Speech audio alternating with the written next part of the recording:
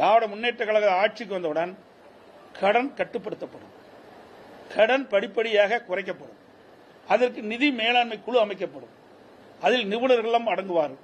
குழு அமைச்சீங்க, நிபுணர் இடம்பெற செஞ்சீங்க. அப்புறம் எதுக்கு 3,53,000 கோடி கடன் வாங்கினீங்க? இன்னைக்கு 2020-21 அனைத்து இந்திய அண்ணா திராவிட முன்னேற்ற கழக ஆட்சி இருக்கும்போது வந்த வருவாய் விட திமுக ஆட்சியில் 2024-25 1,10,000 கோடி கூடுதலா வருமானம் வருது. அப்படி கூடுதலா வருமானம் வருகின்ற பொழுது என்ன பெரிய திட்டத்தை கொண்டாந்துருக்கீங்க? எதையுமே கொண்டாடல. கேட்டா நாங்க சட்டமன்றத்தில் நான் பேசும்போது நிதியமைச்சர் இது சொன்னாரு, ஏன் நாங்க மகளிருக்கு 1000 உரிமை தொகை, சரி 1000 உரிமை தொகை கொடுக்குறேன், 17,000 கோடி. மீதி பணம் எங்க போச்சு? நான் அடுத்ததுங்க அவர் சொல்லாது நானே சொன்னேன், இன்னும் நிறைய இருக்குது.